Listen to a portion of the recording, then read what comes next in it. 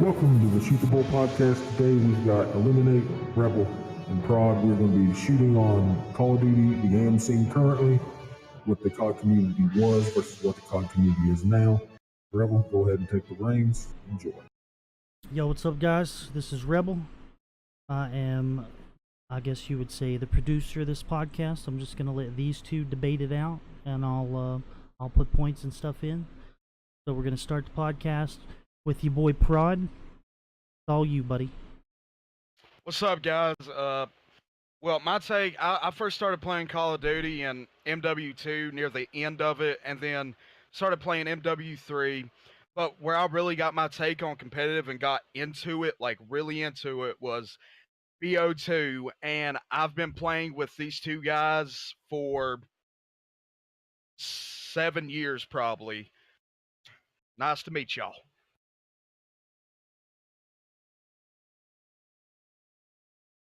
All right, Febby, if you want to go ahead and introduce yourself or eliminate.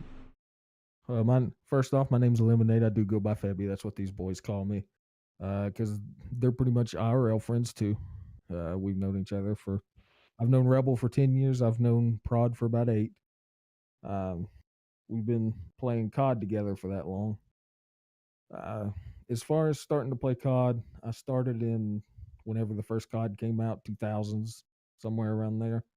I played every single Call of Duty when it was released, except for World at War. That was the only one I missed out on, but I have played the game, so I don't want any headhunters out here saying, you a fake COD fan. You know how that goes. Competitive-wise, we played GBs and MW2. We were playing the number 1 team when Rebel was hosting and his internet got shut off by his cousin logging in. So that kind of derailed our GB fun for a little while. So we got into competitive sniping for a few years. Played competitive sniping for at least 2 years on MW2, even into the Black Ops 1 and MW3 days. We still kind of stayed on competitive sniping. Picked up competitive like game battles again in 2012 when Black Ops 2 was out. I think the real love for competitive COD came from BO2, especially during the league play years, which is something else we'll get into later. But yeah, I played comp COD from BO2 up until towards the tail end of AW, and then I kind of quit. And then I came back and played a little in Black Ops 3, and then I just let it all go to rest whenever IW was released. So, that's my story. the first thing I'm gonna touch on how it all started for me and Eliminate, right? We started in competitive sniping, and from my perspective, competitive sniping was probably the most fun in Call of Duty I ever had in my life. You cannot beat the sniping from MW2. I don't care what anybody says. Playing the headquarters matches, the CTF matches with just snipers, there was something about it. That's where my love for Call of Duty happened. So I guess the first topic we're going to touch on is taking auto aim off of snipers and how they ruined the whole quickscope aspect and stuff of Call of Duty, because from my point of view, that was where Call of Duty was the most popular. So I'll go ahead and take you guys' intake on that. And they took aim assist out of the off the snipers in Black Ops 3, is that right? Yes.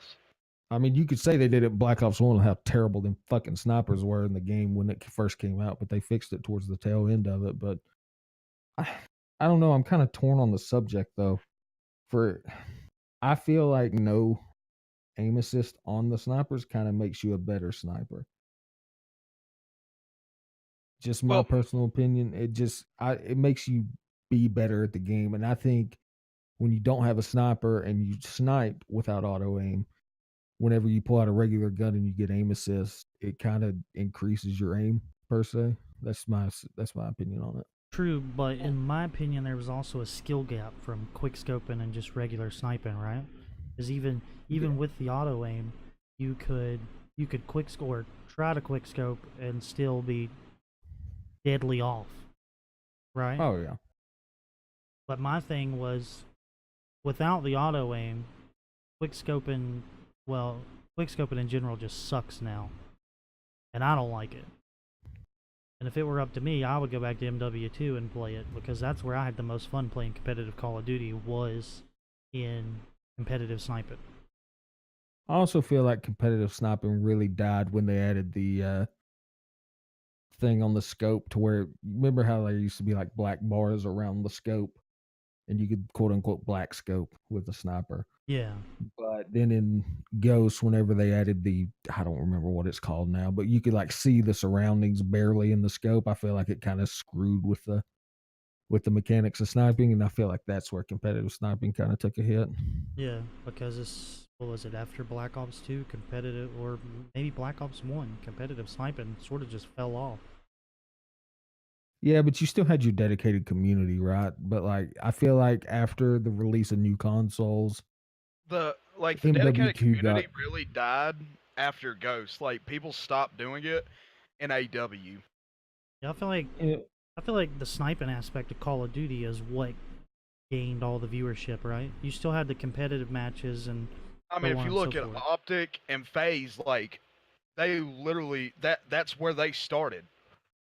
Yeah, well, see, me personally, I don't feel like competitive COD would be where it's at today without sniping. without And the I know sniping that and the sounds, content. I know that sounds weird, but like, I feel like, quick scoping, trick shotting, stuff like that brought eyes into competitive Call of Duty Yeah, because because it all of made a people sudden want to try it. Optic and FaZe, they had these pro teams, right? And then all of a sudden people were like, oh, I thought this was just a sniping thing. And then they go check out the pro teams. And that's why Optic and FaZe both have probably the best overall fan base as far as numbers go. Yeah, because the main thing about the sniping and all, minus the competitive aspect of it, was all the trick shots and stuff. Everybody wanted to try it because it was hard as shit to try to complete. Because And my Yeah. take, we sat in lobbies for 3 or 4 hours just trying to hit one shot just to get a video clip. You know what I mean? Yeah. and my take on the no aim assist, like, and I was not a fan of BO3, and I was not a fan of World War II. But the no aim assist, like World War II and BO3 did it right. Like you could like it was still easy to quick scope on those games. But like BO4 for an example, like unless you're getting on and playing for 12 hours a day, you're not going to be good at quick scoping. And the snipers are, in my opinion, terrible because like you can hit somebody in the chest and get a hit marker, which should not be a thing. And like we've talked about it multiple times throughout the years about how we wish they bring back headquarters and aim assist and just that classic competitive sniping aspect. Like I never really got to do it. I only played competitive sniping with you guys a couple of times throughout the years, but like I still enjoyed it. Granted, you two were literally carried me, but all I ever did was set in the headquarters. But like, and I still snipe all the time, but it literally like I can't go into a pub anymore and quick scope because it's literally just a waste of time. Like Well, quick see, that's scoping does another not thing exist in that my opinion. that's another thing that happened. So back in MW2, especially during the probably from we'll say April of 2010 until to this day, you can still go into pub lobbies and there will be people quick scoping. Yeah, As far as the new games, I think Black Ops 2 was probably the last game that I played that people were still trying to hit feeds and stuff. Other than like Pomage and Sprat and people like that. yeah, you're Like, talking about casual players. yeah, but like going into just a casual lobby, a casual S&D lobby in MW2, it was about a guaranteed, oh, these kids are going to have one man army and they're going to try and get a trick shot final kill. Yeah, you Yeah. It was always had the it, people. it was in, like guaranteed. yeah, and you always And had now, the people with clan tags like 2v2, 3v3. yeah, like people searching for competitive sniping. Always looking for a challenge. And now if somebody pulls out a sniper, they hold their breath, they could be an Olympic swimmer for so long. So I mean, like, Yeah. there's like a big difference in there was a shift whenever competitive COD was at its peak, because we'll go into the details on numbers later. Competitive COD's on a downhill swing. and sniping is, like I said, other than like Pomage and Sprat, is near extinct. I mean, now. look at all the Phase Rain. Who else? Like, I can name off so many people that literally like, and they've uploaded YouTube videos of it before. They literally say that like we don't do it anymore because there is no point in doing it. Well, there's one guy that I remember from Modern Warfare 2, and he is the reason that I got into the whole competitive sniping thing, because we used to sit in lobbies and just quick scope with like 5 or 6 or 7 of us, sometimes more, and just screw around. But to get into the whole competitive aspect of the competitive sniping part, there was a guy that I remember. His name was K.E. Shea Tactics. He had a YouTube channel, and he actually would come and play with us, me and Eliminate, and I think maybe a couple of our buddies, and actually show us with radar on or off where the exact spawns were going to be, when to take your shot, and time it to where you were going to hit them, because most of the time people played that way. And we would play for 3-4 hours straight and not even get a kill on this dude. And he's the one, in my opinion, that taught me how to play competitive sniping. And then we stuck with it throughout the rest of the year. I mean, me and Eliminate. And that knowledge of learning spawns helped us all the way up until Black Ops 4. Because we could see where our teammates were on the map, and if we had just killed somebody, we knew where they were going to spawn. Yeah. So like that knowledge followed us for 10 years. So. And me and Eliminate, or Febby as I call him, I don't like calling him Eliminate, but me and Febby got to play people we never thought we'd get to play. Right? We got to play Define. We got to play their competitive sniping team. We played against Soar's competitive sniping team and Obeys. And then we've got a YouTube video somewhere from a long time ago where, was it Optic Jambi? 1v1'd one of our buddies, and he actually completely destroyed him. But I'm talking about our buddy destroying Jambi. Yeah. By the way. But we weren't looking for video clips or nothing then. We were just out to prove a point, because back then we didn't really know you could record and stuff.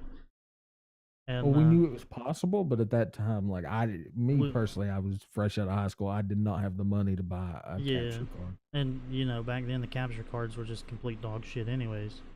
$300 for something if you wanted HD, and if you didn't, it was like $60, and the quality was so bad that like you could see individual pixels when you recorded. So like it just wasn't a good time for recording, especially if you were someone smaller in the community. And at that point, streaming wasn't a thing. You know, YouTube was, but you know, getting monetized was super difficult compared to what it is today. I think today you need to have like 1,000 subs and 4,000 hours watched. Yeah. But like, I think the most exciting, it was like you needed to have like 500K, something like that, to get monetized. So like, it just wasn't viable for us. I think the most exciting part about, for me, because I was at work while you guys were in high school still. It was y'all's senior year. And the most exciting part for me was getting off of work, coming home, watching YouTube, looking at the top 50 NA leaderboard for competitive sniping, and seeing where you were on the spot, or in the slots. That was the most fun I had. And then getting to challenge everybody. And these guys, to this day, are really popular YouTubers, streamers, so on and so forth, and we got to play with them, you know what I mean? Granted, they probably don't remember us, but back then that was fun for me. I enjoyed it. And also another take on this subject is just an FYI. Like I'm the youngest out of the group, but as I was growing up, like whenever we wouldn't be doing something, we'd just be chilling. Like we would always say, "Yo," like me and Febby, for an example, when we were chilling, he'd be like, "You want a 1v1 quick scope?" Not always be down, and legitimately, I think the last time we done that was probably back in AW. That was legitimately the last time that I think I've ever, like, we just sat back and enjoyed it and had fun sniping. Now, I will say this. It's probably going to go off, well, it's probably going to go into another topic, but I will say this. for most of the people in the AM community, well, I'm not even going to call them AMs because, in my opinion, if you're not top 30 open bracket events, you're not considered an AM. That's from my point of view. But anyways, for most of the people that know Aaron, have always had this thing where they want to just talk complete trash about the kid, right? But there was a period for, say, 4 or 5 years straight, back from the end of Modern Warfare 2 all the way up to Black Ops 3, well, AW.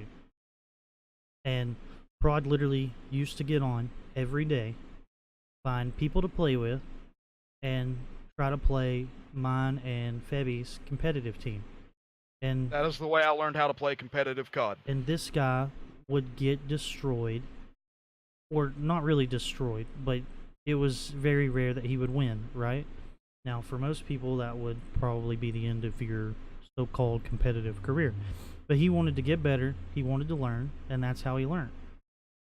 So now, up to the middle of AW, I'll say, is when Prod got to where he didn't need coaching anymore, right?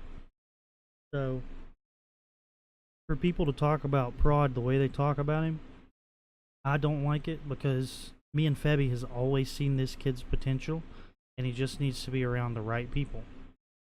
And he's probably one of the, I would say out of all the no-name people, like, you know how you got the good top-tier AMs and all that, and then you've got the You got the AMs that people know, and then you You've- got you got the circle that Prod's in, where it's just a bunch of wannabe top-tier AMs that have got nothing to show for themselves except maybe a couple of top 40, top 50 open bracket placements.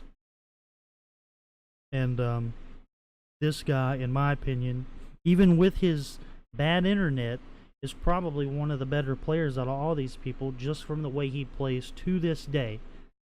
But nobody will give him a chance because he's never been to a major event. And my whole take on this, and again, I'm just going to say this now. If I piss you off, whatever. Sorry. Don't care about your feelings, but. And I'm not roasting anybody in any way, but throughout my career, I've played with pros, I've spoken to pros. And everybody's excuse for that is, well, you're an online warrior. Well, I dealt with that card for I don't know how many years. And then I went to my first ever local with Rebel. And the first map, well, I wouldn't say it was my first ever local. I mean, we had a local LAN center where I lived, but it wasn't nothing too major. It was more or less just a bunch of friends got together and played. But we go there, first map, I dropped 52 kills.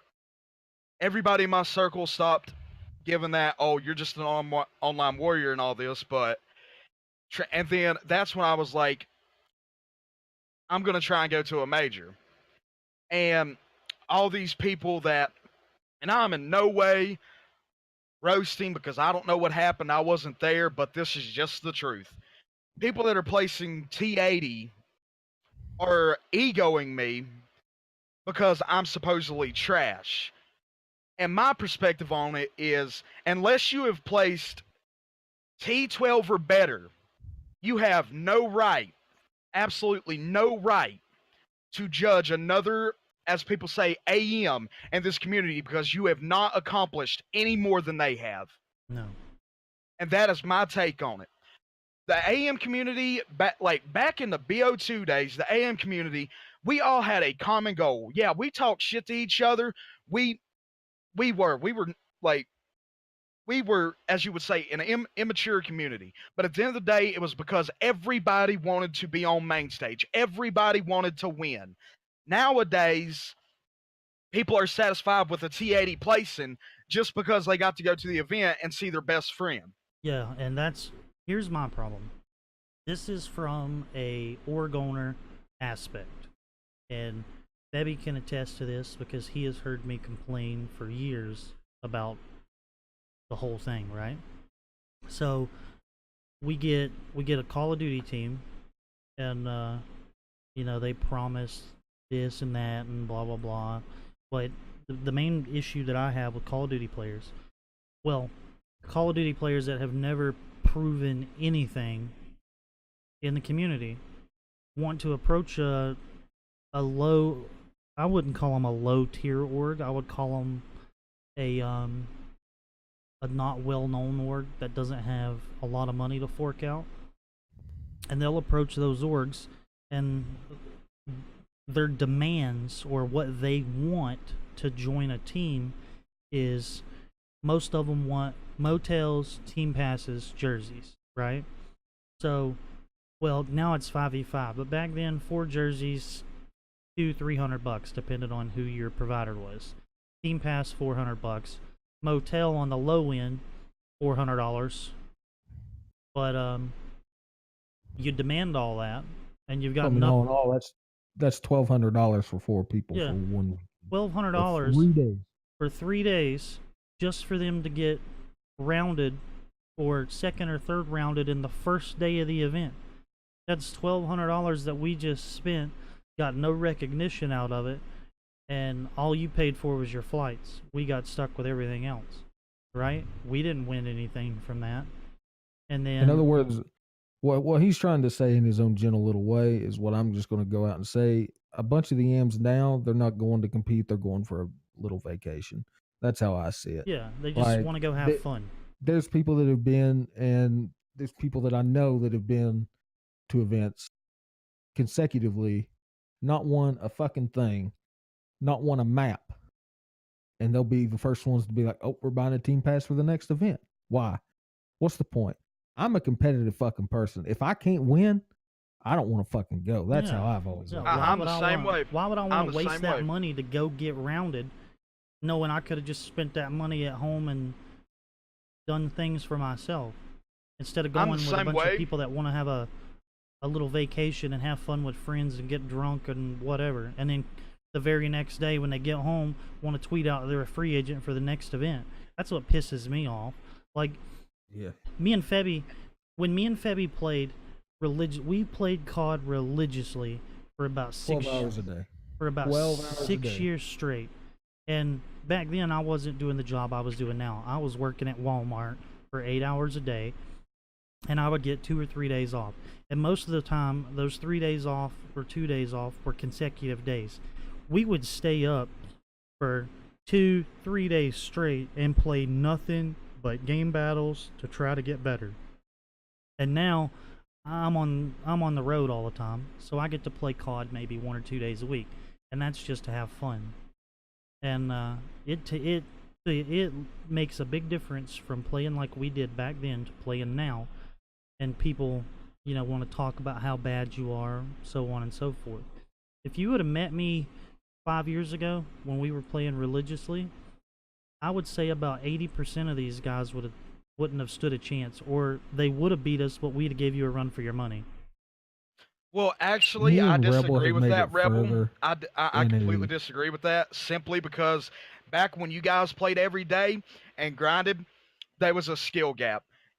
There was shit that you had to know to be able to compete. You had to know how to block spawns. You had to know how to rotate. You had to know how to set up for a heal. You had to win your opening gunfights.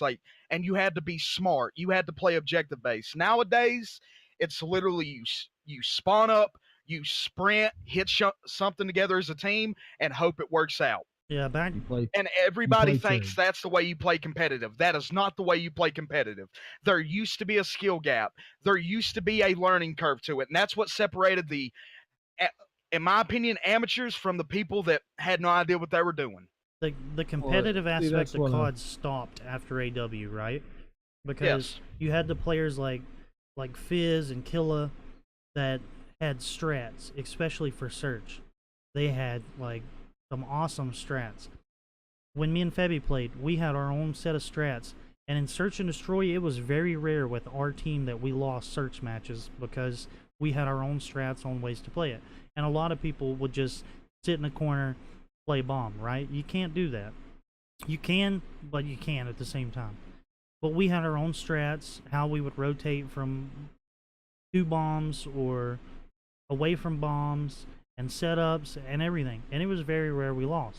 After AW, now it's, and a lot of the problems is because of players like Eggs and maybe Clayster, but a lot of them Crim complained. 6, Slasher. Yeah, a lot of them complained about the use of smoke grenades, LMGs, shotguns, blah blah blah. Because they Is- didn't want to adapt. Yeah, Fizzerp and Killa were the reasons for that because they had strats with those guns. The smoke strats and stuff, a lot of people couldn't stop. That's why nobody wanted to play him in Search. And then the LMGs got banned. And then now to COD this day, there's no smoke pushes, no nothing you can use because you have to earn your stupid concussion grenades and all, which I think is completely stupid. But playing Search And nowadays is like playing a TDM with only 5 kills. It's just, it's stupid. There's no skill to play Search and Destroy anymore when it's literally just run, try to get the bomb down, or just run at somebody and shoot them. That's all it is anymore. There's no strats. and I as I blame was some of that gonna on say, 5v5. yeah, I do too. And I was going to say that, but thank you for pointing that out, Rebel. But as I was going to say, though, if you look at the Freako Impact Dynasty, the Cole/EG Dynasty, if you don't believe me, go to Hex's podcast with Optic Karma, the 3-time world champ. He was talking about which dynasty was the greatest. And he said Cole EG. Why? Because they played to perfection. They did not play wrong. They played the correct way. They had TP, arguably one of the smartest players to this day. They had Krim, who was a smart player, but he was a slayer, had a lot of gun skill. Same thing with Karma. Karma, smart player, a lot of gun skill. Aches, smart player, gun skill. But the difference between them and other teams, which everybody talks about, oh, there was less competition, whatever you want to say, it isn't Complexity/EG's fault Hold on, I'll stop that you right no there. other team. Let me stop you right there. It wasn't a lack of competition. It was a lack of common sense and map awareness in the game. Thank you. And that's what I was going to say. People didn't get on like Complexity and /EG did and learn. They didn't get on and say, oh, yo, let's try and block this spawn and see what happens. Let's try and see if we can put them in a spawn trap this way. Let's see if we can find a sneaky little strat to get behind them. They did all that. They put in the time and effort to be the best, and they were the best, and no one could touch them. That's why Karma said EG/Complexity was the best dynasty in Call of Duty history.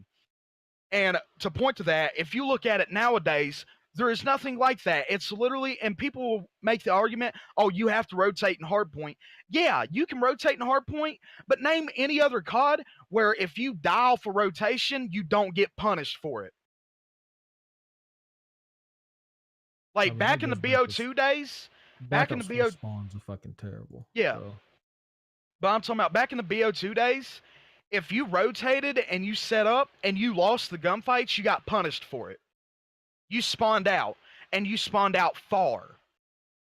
Nowadays, it's literally, oh, we died off rotation, but we spawn middle map. We can hit heal from front now.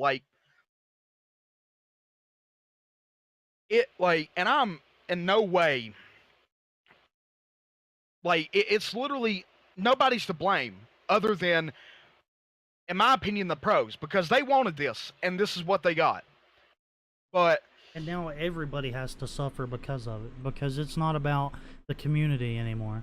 Granted, the pros bring in the viewership and blah blah blah, but the community of the people that play the pubs and the game battles and stuff are the ones that buy this game, and is what makes Activision all the money, not the pros. Yeah. The pros get Well, them the sponsors and all that. Well, let's go back to the AM scene for a minute. I'm just going to say something's going to piss a lot of them off, and I don't give two fucks.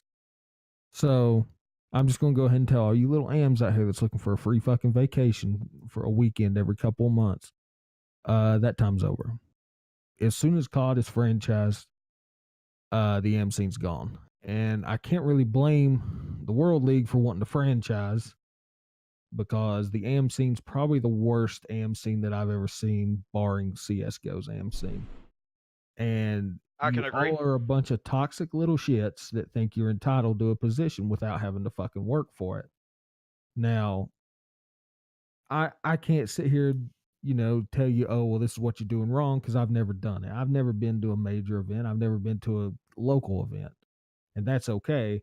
But I'm just going to sit here and tell you, you can't have your hand out expecting somebody to sit here and fucking pay for your way when you haven't proven nothing. Exactly. That's why And I- Rebel doesn't want a COD team anymore, because of people like that literally sit there, put their hand out, and say, "Give me this so we can go represent." When in fact, they really don't even represent you at all. They barely have your fucking Twitter in their bio. They don't, if they stream, they don't ever shout out the org, shit like that. And then after the event, it's like, oh, hey, Rebel, we got to drop this person, drop that person, blah blah blah.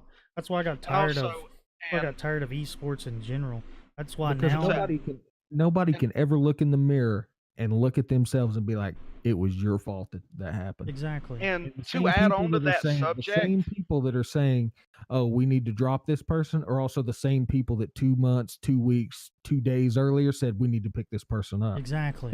They can never look in the mirror and say, "Oh, that was my fault. I shouldn't have picked him up," or "Oh, maybe this isn't a good idea." They're like, "Oh, look, this is my buddy. We've been playing together for a while. He may not be that great, but I want him on my team." And then you're sitting there like, "Oh, well, this is this guy's fault." The only thing I'm going to say from an owner standpoint is you're not going to take a team, practice for a month, and think you're going to have a winning team. It's not going to happen. Yeah. Because after every event, you guys are wanting to make roster changes, blah blah blah. If you've never played with this person at an event, you don't know what their nerves are like. You don't know if you trust them, if they trust you. You can sit here and swear to God all day that you trust your teammates, but when you get to an event and the setting changes, so does your mindset. So you're not going to build a dynasty in a month and then expect to win. The same people have to play together for months and get better and work together and fix things. And the problem with the community now is nobody can take criticism. Nobody wants to be coached because they think they know everything.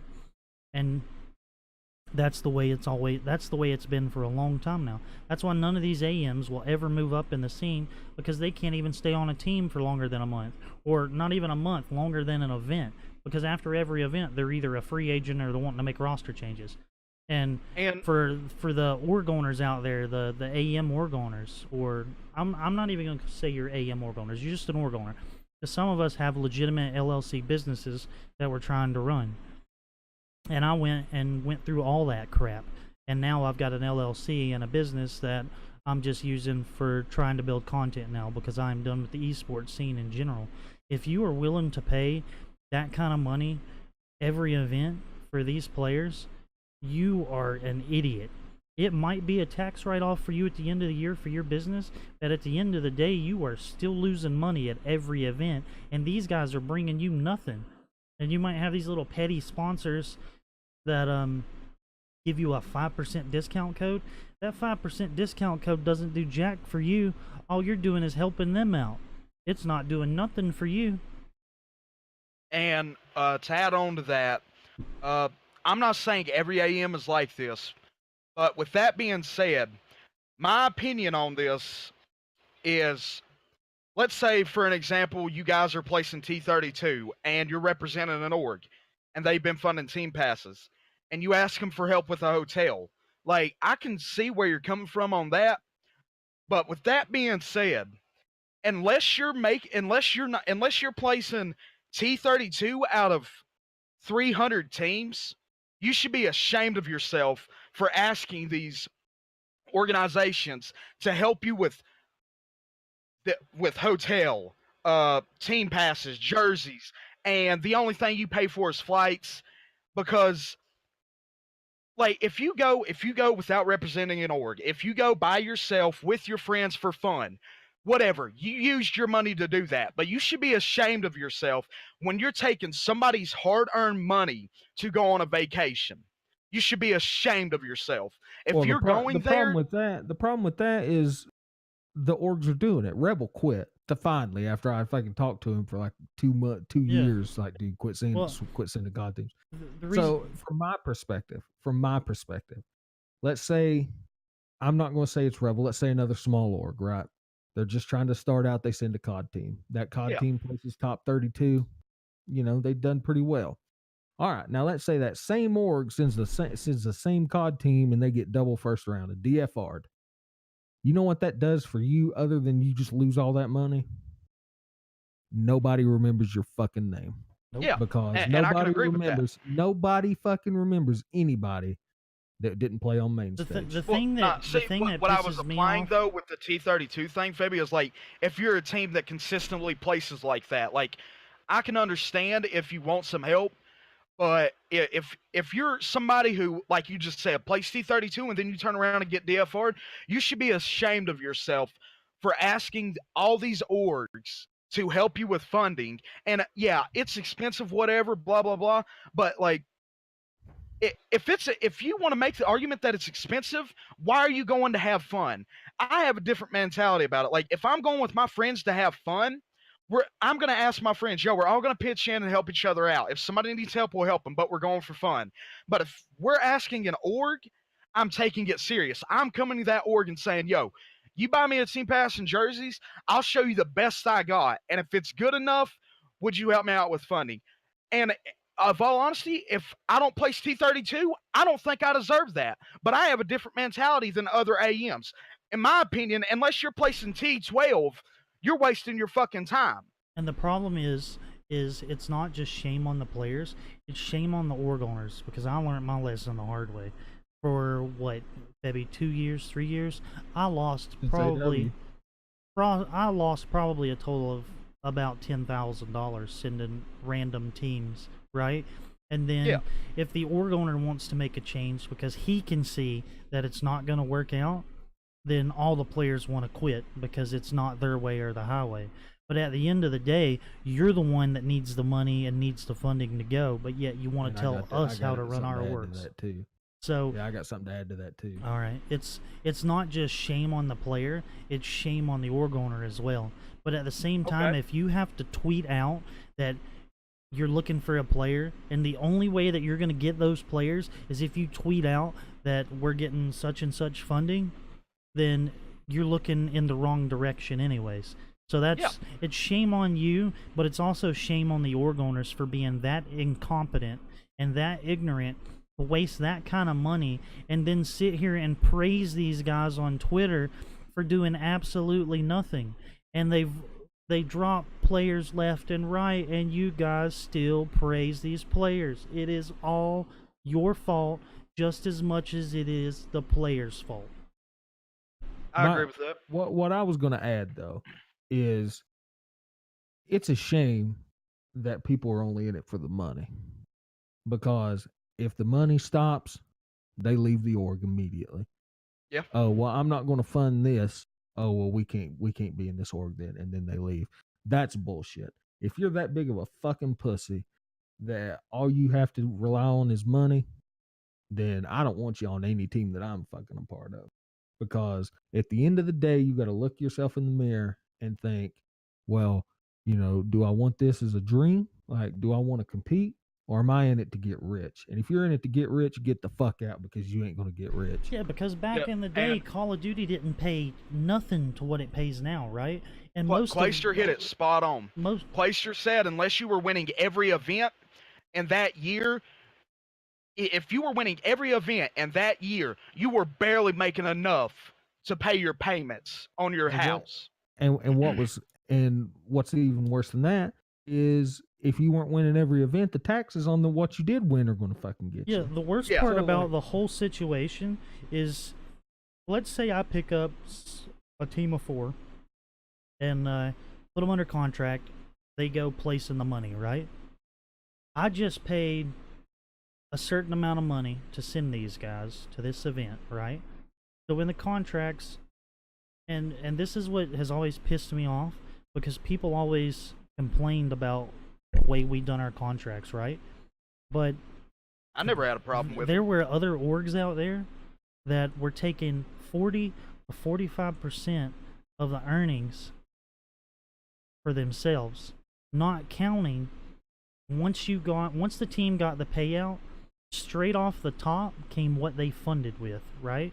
And then they got their percentage, and then the players got paid. The only thing that back in Hazard, when we ran Hazard, the only thing that me and Jonah done was we asked Depending on how much we funded, we asked for no more than 20%, right? So we got tired of Call of Duty in general because we were just losing money. So we talked to a guy that lives just a few hours down the road from me that was a professional Gears of War player, excels. And he gets a pickup squad, and we knew they were a pickup squad, so we wasn't expecting anything major. They go to Gears Atlantic City, place top 5. And Issue himself paid, I want to say it was probably close to $3,000 for their flights, or some of their flights. And then I paid for the team pass and the motel or something like that. But anyways, they got top 5, 6, which was $10,000. All me and Issue got out of that was, it was either 15 or 20%. So me and him got a whole $2,000 out of it. That was $1,000 to him and $1,000 to me because he wanted us to get it even. So he lost money and didn't complain about it because we got the recognition. Like, just for our Twitter, when we played Optic on main stage, we had over 250-some thousand interactions on Twitter from one match. And then these guys 3-0'd Alliance, and they 3-1 Splice. And after that event, we didn't get any recognition or nothing. It was just over after that event. But the players went on to play on pro teams. Fine. You know, we got to get a top 5, 6 placement, and we got on main stage, got to see our logo and these guys playing, and they all went to pro teams. Excels, he's in the Fortnite scene now, and I'm glad he's doing what he's doing. But at the end of the day, unless you're doing that consistently, you're not pulling in sponsors or anything. And me and Issue found that out the hard way, because back then we were just new to the scene, and we thought, oh, well, we're going to have sponsors hitting us up. And guess what? We were dead wrong. And I'm gonna add on to this. This is a player related thing. And again, if I say this and I'm not here to offend or piss anybody off, I'm just here to state my opinion. But if this offends you, it's probably fucking true. So therefore, I don't care. But if my biggest thing about it is, I talked about it earlier, in Black Ops 2 days and Ghost days, everybody there that was in the amateur bracket was there to make it into open bracket. They were there to win. They were there to be the best. I still have that mentality. And if you're satisfied with anything less than a T12 placing, you need to rethink what you're doing.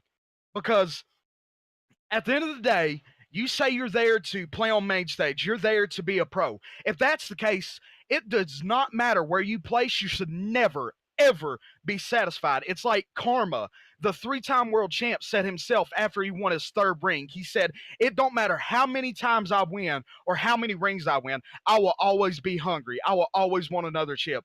I will always want to be the best. And that is the problem with the amateur community. They are satisfied with placing T80, and it is pathetic.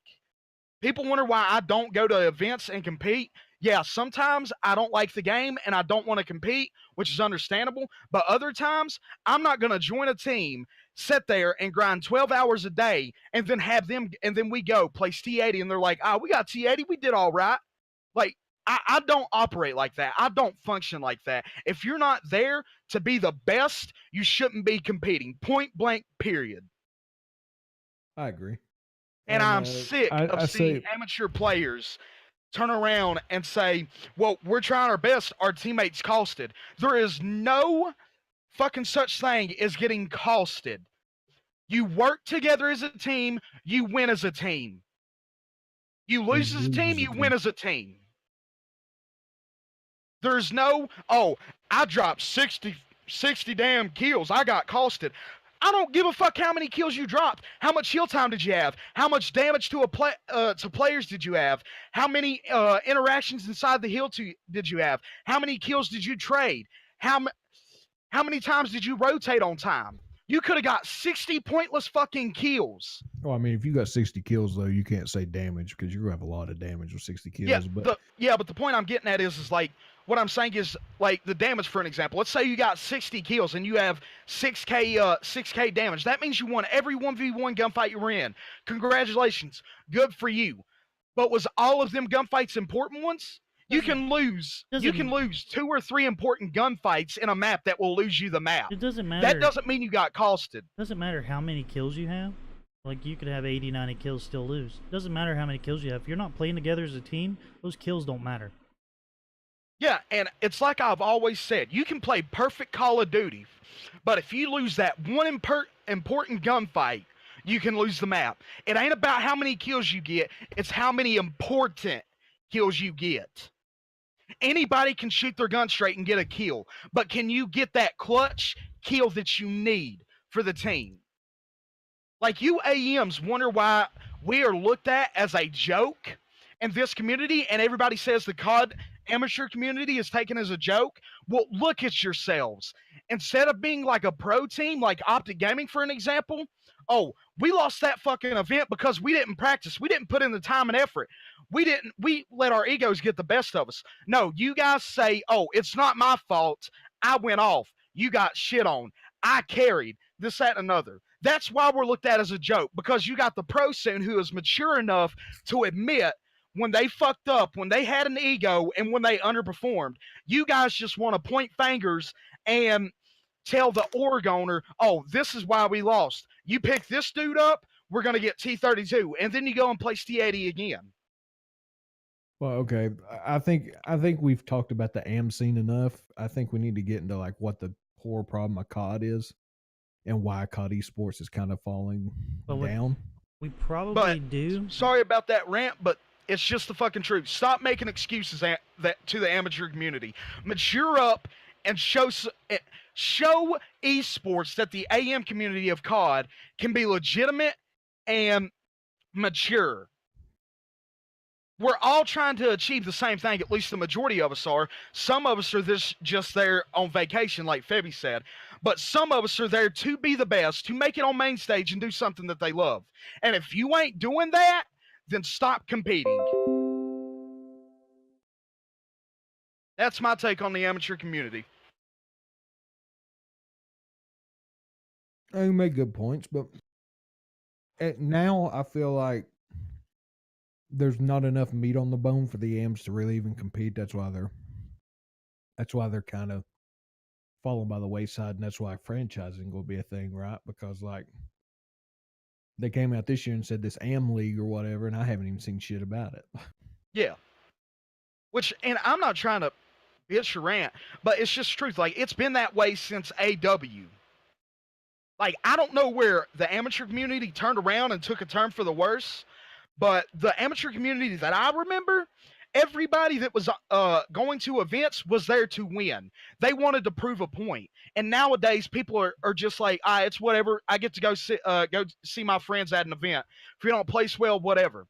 And people wonder why the same amateurs like Fastball and all them that have been in the community for so long continuously make it out of open bracket and continuously place top 32. Why? Because he wants to be on the main stage. He wants to win. Yeah. Rebel, your mic's muted. We can move on now. I just had to get that off my chest.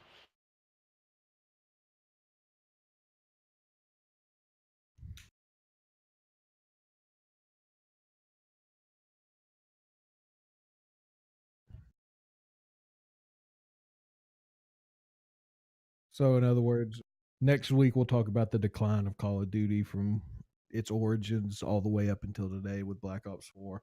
Yeah.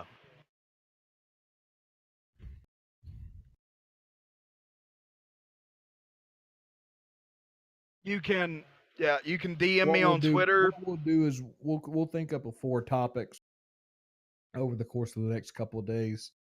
And what we'll do is we'll put it on the Team Viper Twitter as a poll. Okay. And then That they can works vote too. on it. Yeah, and if there's anybody that wants to come out and be on the podcast, talk about certain things, we can do that. But that's all we got for this episode. And this is going to be an unedited, uncut podcast, so everything we talk about will be uploaded straight to the channel. The only difference is there'll be probably a video intro to it. And that's all we got. You guys got anything, any plugs you want to add? Yeah. If you guys don't follow Team Viper, I'm pretty sure Rebel will link it in the description. And also, if you have any questions for me, my Twitter is at your boy Prod, YABOIPROD. If you have any questions. What we'll do is we'll just put everybody's Twitter, YouTube, everything. All of our socials will be in the description below the video. Just if you have any questions, feel free. My DMs are always open. If you want to come on the podcast, DM me. We'll see what you got. We'll talk about what you want to talk about. Good enough, we'll bring you in on the next podcast. Anyway, guys, I hope you have a great rest of y'all day. I'm going to go ahead and sign out. I'll let Rebel outro us, and we'll see y'all in the next one.